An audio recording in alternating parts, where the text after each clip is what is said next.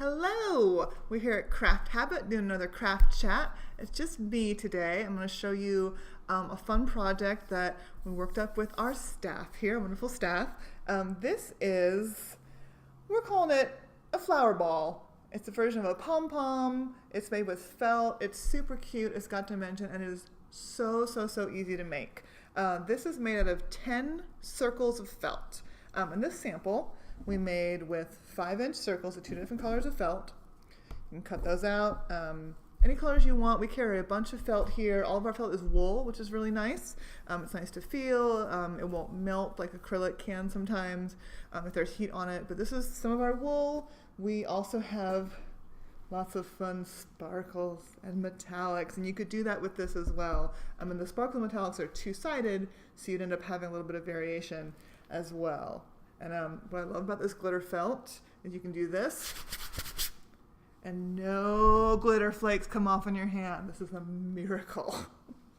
So I'm going to show you this little poof ball. Like I said, we made it out of 10 circles of felt. You start with one circle to be a base.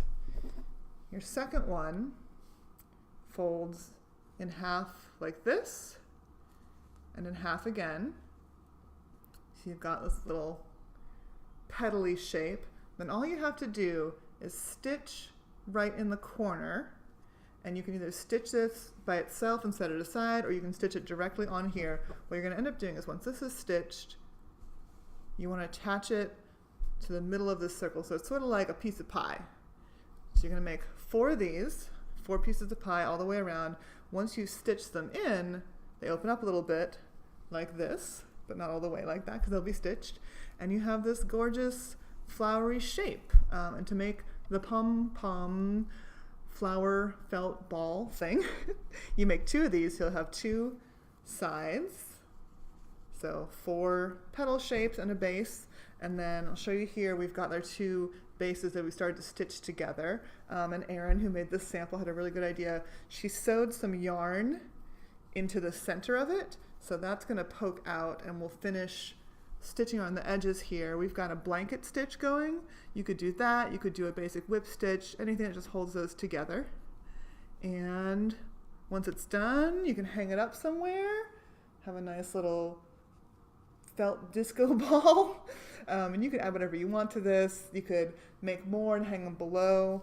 The nice thing is you can do it with any size circle. So I've pulled out, we have these scraps left over, and we want to use our scraps as much as possible. So I pulled out a bunch of different tape rolls I've got. I love to use these, and I prepped a little bit. Here's my prep. So I took one of the scraps, and I found one of my tape rolls that I could trace as many as I could onto there. I think it's this one.